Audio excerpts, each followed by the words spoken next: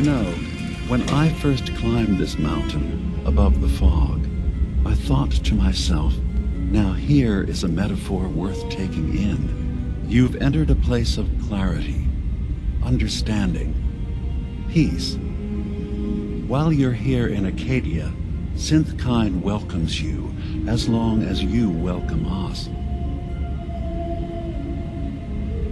I came here looking for Kasumi Nakano. Really, I'm impressed. Few would brave the kind of journey you've had for the sake of someone else. Kasumi is here.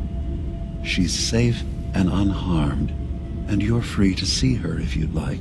Before you do, though, tell me, do you think Kasumi is a synth? We're not answering any more questions until you play straight with us.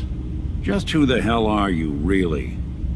There's only one synth with that kind of face and a mind of his own, and I only see him when I look in a mirror. Nick? It can't be you. Don't give me that. What are you trying to pull? I've never seen you before in my life. Please, if you're willing to give me a chance, I can explain. All right, Dima. We'll humor you. Keep talking. This all started over a century ago, when we were first created. We were prototypes, Nick. The first synths capable of independent thinking and judgment. Keep talking. One of the Institute's experiments had to do with how our brains could process personality. If we could handle individualized feelings and behaviors, I was allowed to develop mine based on experience. But with you, they wanted to try transferring an entire personality into you. It took several attempts before the personality imprint worked. I saw you wake up not knowing who or what you were so many times. I couldn't let them do it to you anymore. We were the only two prototypes they made. I literally saw myself in you. You were my brother, Nick. I helped you escape the Institute. We left together. If I were your brother, I'd remember. That's where you'd be wrong. This happened over a century ago.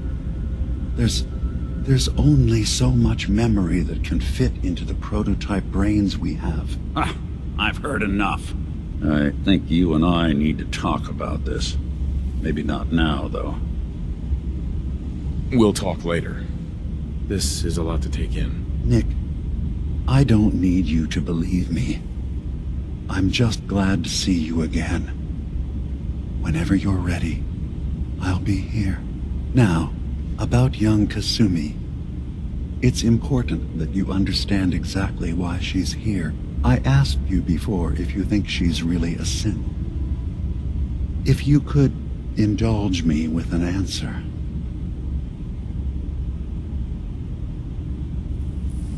Who or what she is isn't important. But it is. It's everything. Imagine just looking at your own hands and having to wonder, was I born with these, or were they manufactured? None of us take this transition lightly. She's facing the possibility of her entire life being a lie, that someone stripped her very identity from her and made her into something she isn't. I want you to understand that before you see her. She has a chance here to live as a synth, not hiding, not pretending to be something else. One more question, if you'll indulge me. You're here for Kasumi, but I suspect there could be another reason you came to us.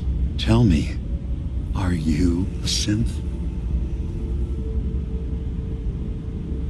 No, but if I squint real hard in the mirror, sometimes I look like someone else. I'm afraid when I try that trick, nothing really changes. I know it might seem impossible that you could be a synth, but tell me, what's the first thing you can remember?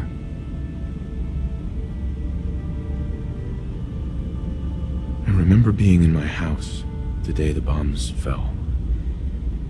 We ran to the vault. We were frozen. I was the only survivor. No memories before then? Just a single day and then waking up alone? We so easily accept what's presented to us as the truth, don't we? Isn't it funny how a memory can feel like a whole different reality?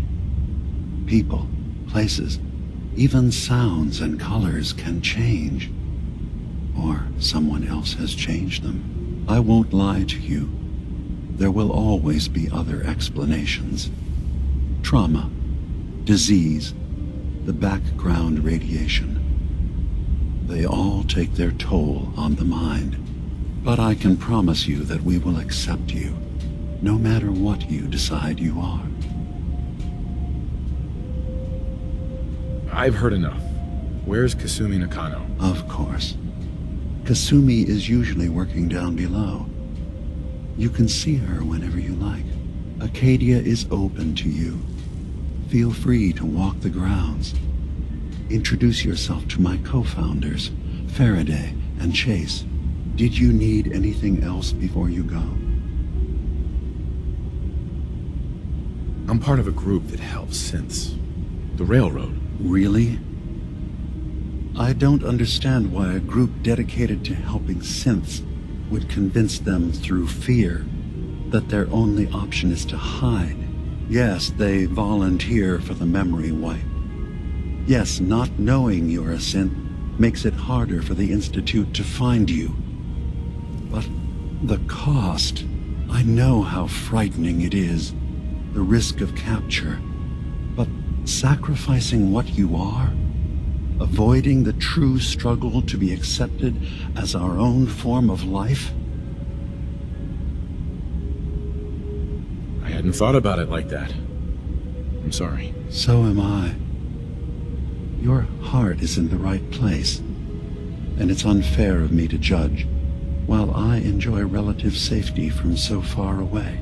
Was there anything else I can do for you? I should get going. Of course. Perhaps We're in there a long time.